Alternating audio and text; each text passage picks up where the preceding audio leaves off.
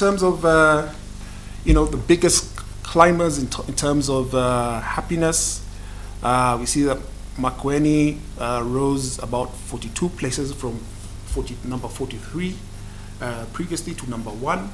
Bomet rose from number 21 to number 4. Kwale rose from number 28 to number 5. Marsabit from 23 to 7. Wasingishu from 25 to 8. Kericho from 17 to 9. Mandera from number 40 to number 10. West Pokot from number 7 to number 2. And Nakuru from number 22 to number 15. And then the counties where we saw the most significant drops were Samburu, that was number 1 last time, which is now number 31 in terms of happiness. Ranga, which dropped from number 4 to number 21. Taita Taveta, which dropped from number 9 to 47. Siaya, which dropped from number 11 to number 43. Nairobi, which dropped from number 16 to number 45. Bungoma, which dropped from number 12 to number 34. Garissa, which dropped from number 6 to number 13. Kiambu, which dropped from number 19 to number 35. And in terms of why the factors contributing to happiness in the counties, I reiterate that there's a very strong correlation between good governance and food security particularly, but also just doing a bit of a deep dive into the individual counties. Like Makueni, we know that the universal healthcare program has resulted in better outcomes for health. And of course, if you have people who are healthy, then you have people who are happy. In that same county, the food processing plants, the establishment of food processing plants, for milk and for fruits, the prudent use of public funds, the effective public participation, the innovation, with respect to table banking and ICT training, and the scholarship program have all resulted in the people of Makueni being ranked amongst, the happiest, not amongst, but the happiest citizens in Kenya. West Pokot, of course, we're alive to the fact that the cross-border peace initiatives to Turkana and Baringo have created a conducive environment now in which development can take place. There's a very strong adult education program in that county.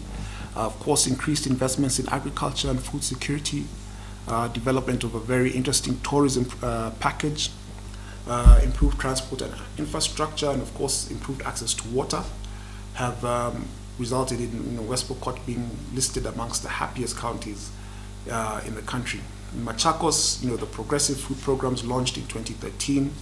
The fact that Machakos now is an investment destination of choice for many investors out in Kenya, in the African continent, and outside the African continent.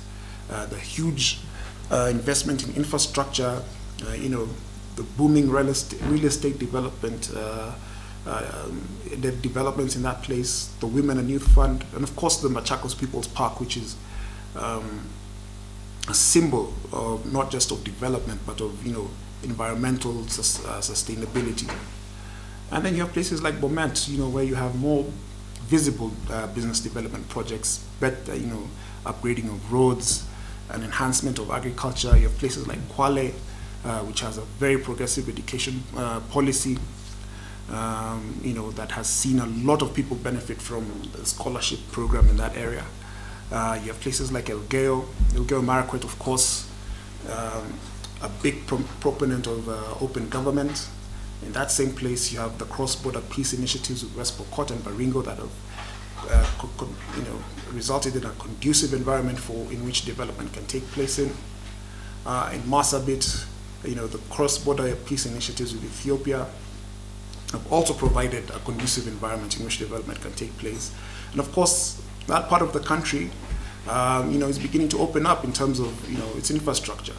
Critically, the Isiolo-Marsabit Road has really opened the place up. And then you have Wasingishu, which has an abundant food supply and is a net exporter of food, has good infrastructure, and has a lot of investment from wealthy athletes who tend to come from that part of the country. Then for places like Kericho, there's agriculture, there's a strong youth empowerment program there's good health care, particularly the insurance cover for needy families, and there's an improved water supply as well as infrastructure development. And then for Mandera, of course, also the fact that yes, there may be still be issues with terror attacks, but that by and large has been controlled, so that has created a conducive environment for development. There's infrastructure development as well, investment in healthcare, investment in agriculture and education, and of course improved education facilities and outcomes.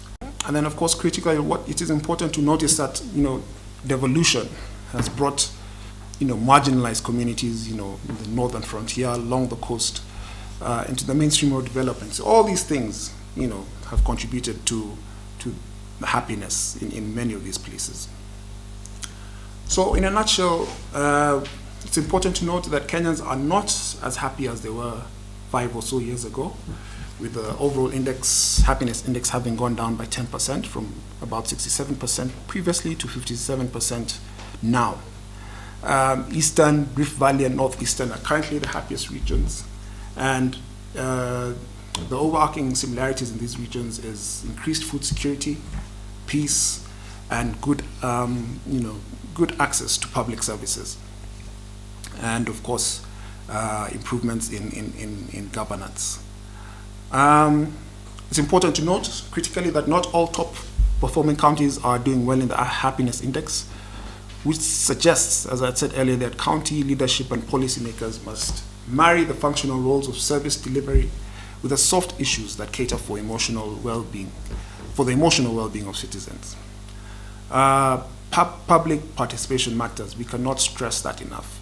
Engaging people in governance and decision-making processes creates a sense of ownership and boosts, overall confidence in government institutions, be they national or county, which in turn, makes people happier. And critically, our cities are not the happiest places to live in Kenya. City dwellers in big towns are seemingly angry and frustrated. And although our towns have better services than much of Kenya, the lack of social support and environmental well-being, as it were, coupled with things like congestion and pollution and just the everyday social and economic pressures, make our city dwellers a dull and unhappy lot. So with that, I thank you, ladies and gentlemen. I ask you to look forward to our next releases on the optimism of Kenyans by county, as well as the condition of life of Kenyans by county. Thank you very much. Countrywide. Oh, countrywide. Yes. Well, as I said, we developed an index on happiness, which was part of a larger county survey in which we interrogated the performance of county governments with respect to how they are delivering or conducting service delivery, underlined by the 14 devolved functions given to them by way of the Constitution. But we also took the opportunity to interrogate respondents on soft issues, that is happiness, optimism, and condition of life. So for happiness, it was one question. All we asked was, taking all things together on a scale of 1 to 10, where 1 is extremely unhappy and 10 is extremely happy, how happy would you say you are? And then based on the answers we got, we tabulated them and developed an index. Yes. So can you just be specific to highlight the major factors that you can consider to make Kenyans happy?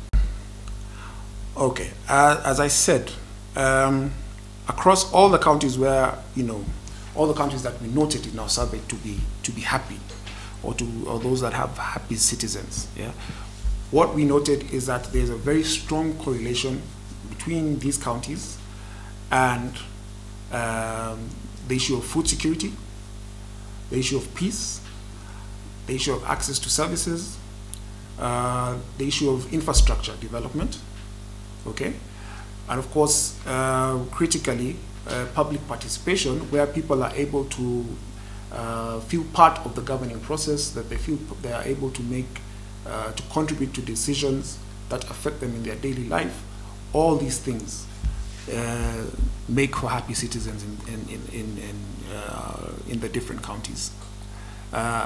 Over and above that, of course, you must have other things going on. You know, your vulnerable people, your marginalized people must be brought into the mainstream. People must feel like they are able to access credit, which many counties are doing, you know, by coming up with things like table banking and cooperatives at the very local level.